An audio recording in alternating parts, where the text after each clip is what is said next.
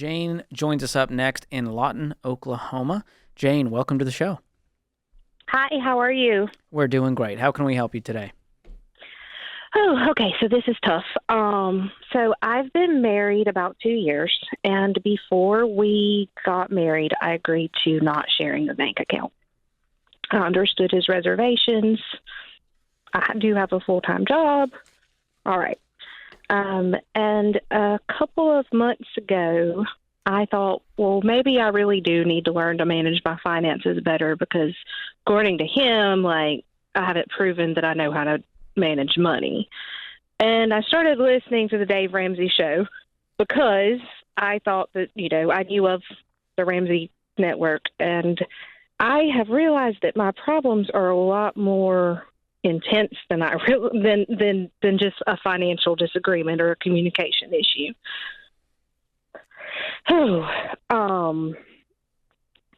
He's gone half of the time with his job, and he doesn't leave. He will not give me money for groceries, any necessities. Anytime I bring that up, he tells me I need to manage my money better. Do you have a debit card? Do I have a debit card? How much money, control and access does he give you to money? Oh, zero. So you can't spend a dime if you even wanted to? No, I have my my paycheck, but that's it. Okay. And you're working full-time? Yes. Do you have any kids? But I have one daughter. How old is she? 10. Okay. Is he the dad? No. Okay. Are you safe? Yeah. Physically, yes. All right, I'm going to trust you. The data suggests that guys who act like this are physically abusive as well. And I would even go as far to say maybe hasn't thrown a punch, but has created a world that is so unsafe for your body that it shuts itself down and tries to get small because there's a bear living in that house. Yeah, I've been through some pretty traumatic things in my life, but on paper that would be way worse than this. I've never had a panic attack until recently, so I know full on panic attack. Okay. And I know I'm educated enough to know that your body starts to do things when it's trying to get your attention. Yeah. Right. So what's keeping you there? Well, I do. I did make a vow to him, and I take that seriously. But I have a couple of $1,000s in debt now that I didn't have before because I have to put gas and groceries on credit cards sometimes. Do you know? And he makes about 4 times what I do. Sure. I don't want to weave this back and forth into a finance situation than out of a finance situation. You're in an extremely toxic environment. You're in an unsafe environment. And if we haven't crossed lines yet, we will at some point. And when the way you started the call, he told me I haven't proven just those words alone let me know this is very much a father-daughter relationship, far, far more than it's a husband and wife creating a future together. Right. If he does control everything. Not just money. And if something's not done the way he wants it done, he will threaten to put me out. Gosh. Why? Trivial stuff like bed's not besides being made. the vow, which this doesn't sound like a marriage. If you just hearing you say this out loud just sounds like toxic roommate situation. What is he actually signing up for when he signed up for this marriage? I have recently asked him that, and he was like, "Well, I married you because I love you." But is this love? I don't think love should feel like this. It does not. This is control. This is power. And I'm speaking on behalf of John Deloney, not on behalf of the Ramsey Network here. And so, I take a much broader view of the word fidelity. I think you can cheat on somebody and never sleep with another person. But if you steal from somebody their dignity and their autonomy and their ability to have feelings and thoughts and a and a partnership in a relationship, that's not fidelity, right? You are cheating that person out of their life. You're cheating that person out of connection, okay?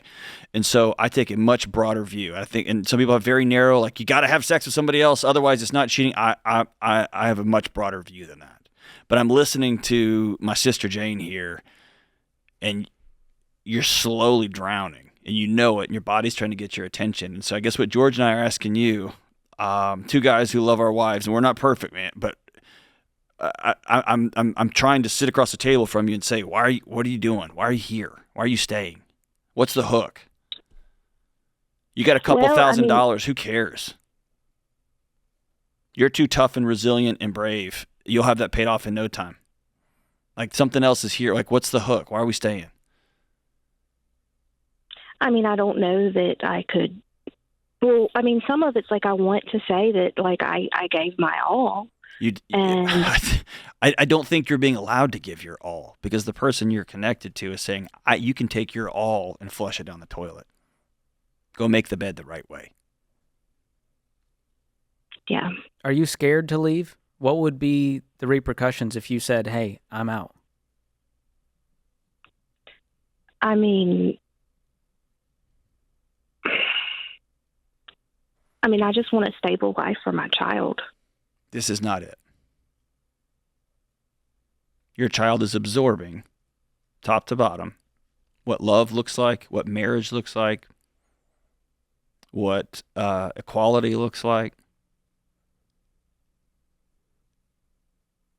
Absorbing it into their DNA.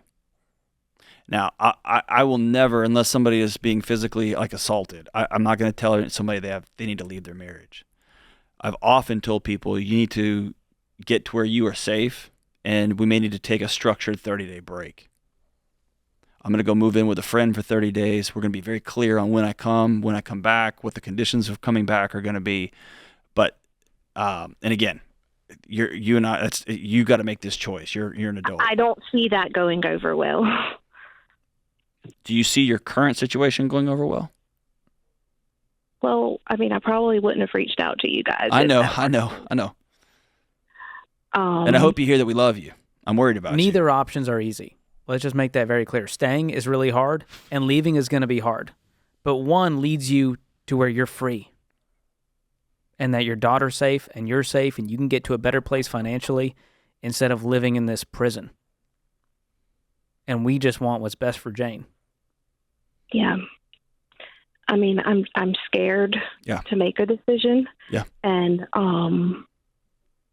do you have people that you know and trust that can sit with you and hear the entirety of the story? Yeah, a little bit. Have you opened up? Do they know? Yeah. What do they tell you? To leave. Okay. If your friend was in the situation, what would you tell her? I mean, I never imagined myself in this situation. That's what makes these abusive situations so surreal, because it's like there's no way that's happening. I've heard that over and over, that there's no way this is happening to me. And it may even be, in your case, happening again, right? Yeah. I've never experienced anything quite like this. But I'm just scared of, I'm really just, I don't know what, I mean, I know what I need to do. But here's what I want you to do. I want you to reach out to a couple of friends, to reach out to a local counselor in your community, not to go, quote unquote, get well right now, but you need someone that's going to walk alongside you as you have a very challenging road ahead of you. Whether you stay and try to figure out how to make this thing work, or you decide to create an alternative life outside of this relationship. But listen, you're worth being well. If you were tuning in the last segment, we talked to Jane in Oklahoma going through a really dark, financially abusive situation, and just wanted to update you guys that we have connected her with one of our in-house financial coaches that can walk with her for an extended period of time and make sure that she's okay. But I know and also has some direct inroads to some resources there in their local community. My heart's broken for her. So.